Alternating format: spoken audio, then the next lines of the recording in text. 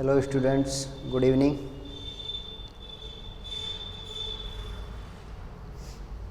कैसे हो आप सभी?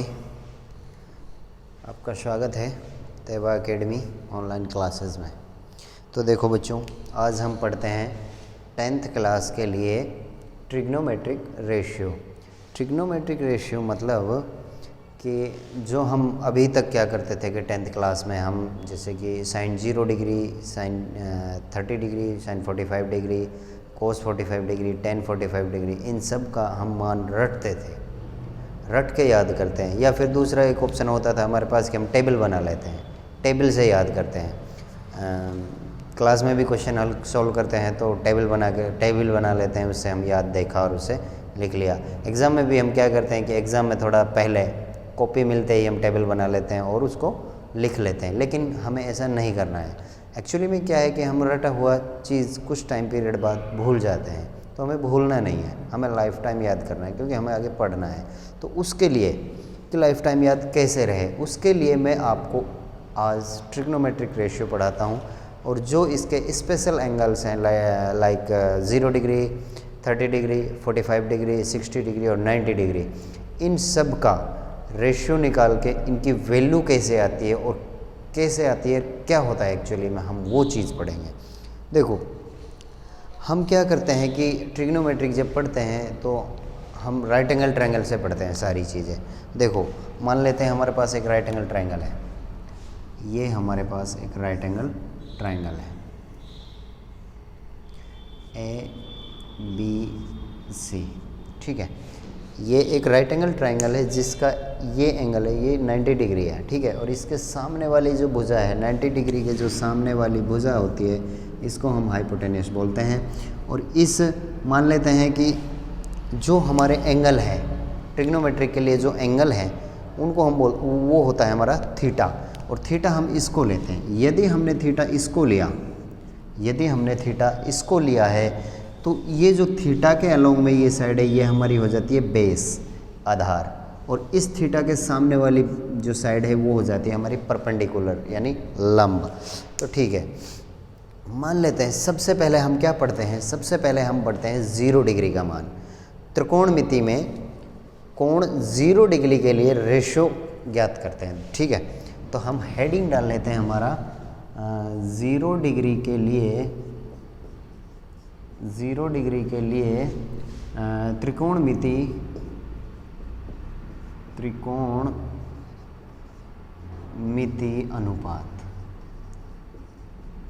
अनुपात कैसे आता है, ठीक है।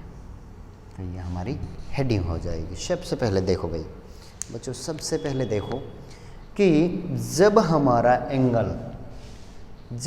एंगल 0 डिग्री होगा, मतलब थीटा की वैल्यू जब 0 डिग्री होगी तो ये राइट एंगल ट्रायंगल कैसा बनेगा। देखो, जब हमारा ये थीटा 0 डिग्री होगा तो 0 डिग्री का मतलब है कि जो ये एंगल है ना, ये शायद इस पोजीशन से इधर की तरफ आएगी, तो एंगल है जो हमारा ये थीटा जो एंगल है, इसकी वैल्यू घटती जाएगी, मतलब 0 की ओर होता जाएगा।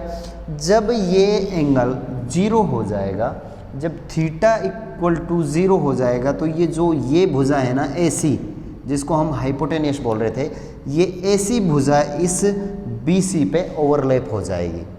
ओवरलैप होने का मतलब है कि जो BC भुजा की जो वैल्यू है वो AC भुजा की वैल्यू के बराबर हो जाएगा, मतलब BC अपॉन AC हो जाएगा।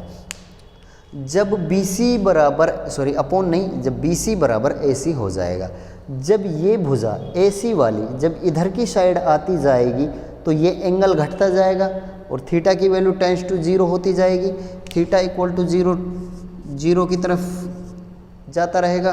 दूसरा, जब ये साइड इधर आती रहेगी तो ये जो AB जो हमारी साइड है, जिसको हम परपेंडिकुलर बोल रहे थे, ये किसकी तरफ और हो रही है, तो ये ख़त्म होती जा रही है, ये मतलब छोटी होती जाएगी।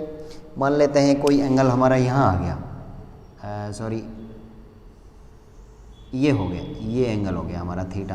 पहले ये थीटा था, जब ये थीटा था तो ये पूरी AB थी। अब देखो एंगल कम हो गया तो इसकी लंबाई कम हो गई। जब ये एंगल 0 की तरफ आ जाएगा तो इसकी लंबाई क्या हो जाएगी, AB की भुजा की लंबाई AB की हो जाएगी हमारे पास 0। तो ए बी जो साइड है परपेंडिकुलर है उस 0 हो जाएगी जब थीटा इक्वल टू 0 होगा, और थीटा इक्वल टू 0 होगा तो बी सी बराबर किसके हो जाएगी, ए सी के हो जाएगी। तो हमने हिंदी मीडियम वाले बच्चे एक चीज़ पढ़ते हैं लाल बटा कक्का, ठीक है। तो इस लाल बटा कक्का से हम sine 0 degree, cos 0 degree, tan 0 degree, cot 0 degree, sec 0 degree और कोसेक 0 डिग्री का मान निकाल लेते हैं। सबसे पहले हम किसका मान निकालेंगे, सबसे पहले हम साइन 0 का मान निकाल लेते हैं। ये साइन 0 डिग्री है, ठीक है, ये साइन 0 डिग्री है। तो साइन 0 डिग्री की वैल्यू क्या होती है बच्चों, लंब बटा कर्ण, मतलब लंब क्या है हमारा ए बी, हाइपोटेनस, सॉरी लंब है परपेंडिकुलर ए बी अपॉन, और कर्ण क्या है हमारा हाइपोटेनस ए सी। जब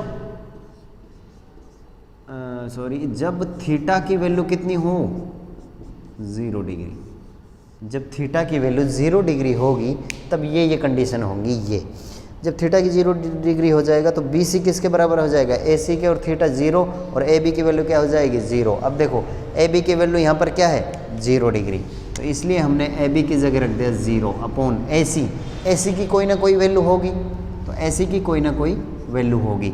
जब जीरो में किसी भी संख्या का जब हम भाग देते हैं तो क्या आता है बच्चों, 0 आता है। तो साइन 0 डिग्री का मान क्या होता है, 0 होता है, 0। इसी तरह से कोस 0 का मान निकाल लेते हैं, कोस 0 डिग्री अपॉन, कोस 0 डिग्री का मान कैसे आता है बच्चों, आधार अपॉन कर्ण। तो आधार बोले तो बेस हमारा क्या है बी सी अपॉन कर्ण हमारा क्या है हाइपोटेनस ए सी। अब देखो बी सी अपॉन ए सी, अब बी सी की वैल्यू क्या है, बी सी किसके बराबर है, ए सी के, तो बी सी की जगह हम क्या लिख सकते हैं ए सी। तो ए सी अपॉन ए सी और ए सी को काटेंगे तो क्या आ जाएगा वैल्यू 1। तो कोस 0 डिग्री की वैल्यू क्या आ गई, 1 आ गई। इसके बाद हम टेन की निकालते हैं, टेन 0 डिग्री। टेन क्या होता है बच्चों, टेन की वैल्यू होती है लंब बटा आधार। लंब बोले तो परपेंडिकुलर, और परपेंडिकुलर क्या है हमारा ए बी अपॉन बेस क्या है बी सी। अब देखो ए बी की वैल्यू क्या है 0 डिग्री है, तो ए बी की जगह हम क्या रख सकते हैं 0 अपॉन बी सी की कोई ना कोई वैल्यू होगी तो बी सी। अब देखो जब हम 0 में किसी भी संख्या का भाग देते हैं तो क्या आता है हमारे पास 0, तो टेन 0 डिग्री की वैल्यू क्या आ जाएगी बच्चों 0। अब देखो अब हमें निकालनी है कोट की, निकाल लेते हैं कोट 0 डिग्री, किसी की भी निकाल लो, सेक की निकाल लो, कोसेक की निकाल लो, कोट की निकाल लेते हैं। कोट 0 की वैल्यू, अब कोट क्या होता है हमारा बच्चों आधार अपॉन लंब, तो आधार अपॉन लंब। अब आधार हमारा क्या है, बेस हमारा क्या है बी सी, और लंब हमारा क्या है बच्चों परपेंडिकुलर ए बी, तो ये ए बी हो गई। अब देखो बी सी की कोई ना कोई वैल्यू है, तो बी सी को तो हम एज इट इज़ लिख दिया। ए बी की वैल्यू क्या है बच्चों, ए बी की वैल्यू है 0, तो ये 0 लिख दिया। हमेशा एक चीज़ ध्यान रखनी है कि किसी भी संख्या में जब 0 का भाग देते हैं तो क्या आता है इन्फिनिटी, उसकी वैल्यू फाइंड आउट नहीं की जाती है, तो ये इन्फिनिटी आ गया, इन्फिनिटी आता है, ठीक है। तो कोट 0 की वैल्यू आ गई। अगला देखो कोट 0 के बाद अगला हमारा है सेक 0 डिग्री, सेक 0 का वैल्यू निकाल लेते हैं। सेक 0 का वैल्यू निकालेंगे तो सेक हमारा क्या है कर्ण बटा आधार, कर्ण बोले तो हाइपोटेनस, हाइपोटेनस हमारा क्या है ए सी अपॉन ए सी के बाद आधार बी सी।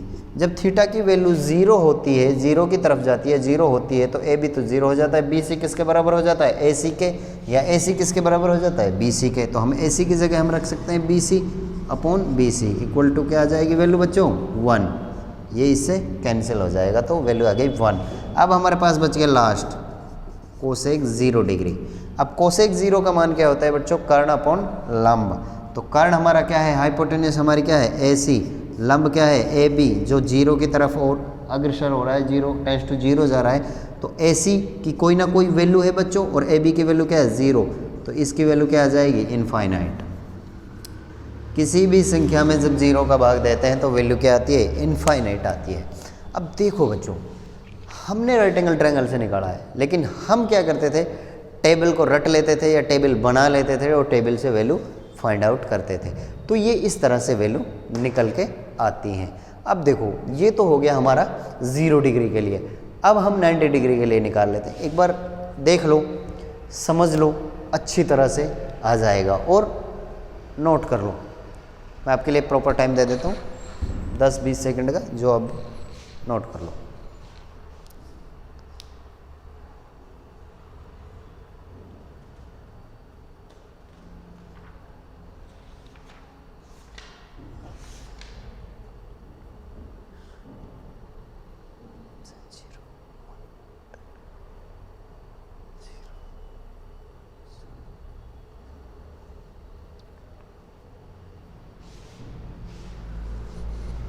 ठीक है, उतार लिया होगा। मैं इसको रफ कर देता हूँ। अब हम पढ़ते हैं 90 डिग्री के लिए।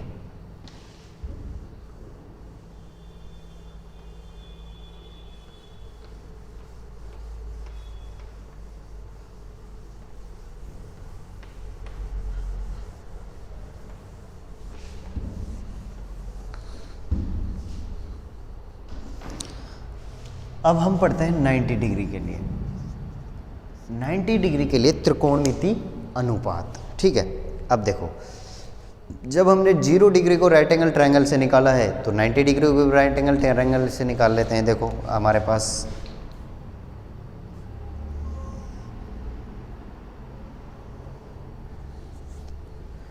कोई भी एक राइट एंगल ट्रायंगल ले लो।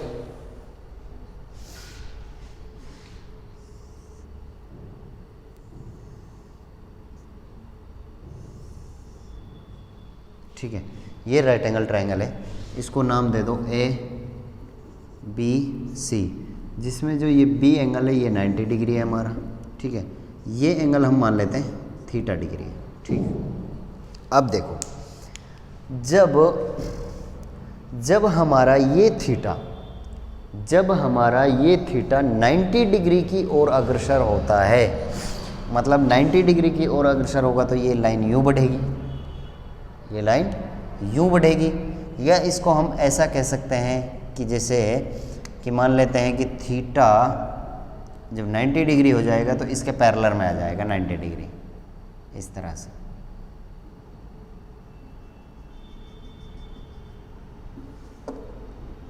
इस तरह से ये 90 डिग्री हो जाएगा, ऐसे 90 डिग्री हो जाएगा। जब ये 90 डिग्री होगा तो इसको हम कोई भी या ऐसा करते हैं, इसको 90 डिग्री ना करके, देखो करना तो 90 डिग्री है, ये AB है। ठीक है, ये AB है, ये BC है। इसको हम क्या बोल देते हैं? इसको हम बोल देते हैं परपेंडिकुलर, इसको हम बोल देते हैं बेस और इसको हम बोल देते हैं हाइपोटेनस। जब ये 90 की ओर अग्रसर होता है तो ये जो हमारी AC भुजा है ना, AC भुजा यूँ खड़ी हो जाएगी, और यूँ खड़ी हो जाएगी तो ये किसके इक्वल में आ जाएगी? इसके इक्वल में आ जाएगी, AB के इक्वल में।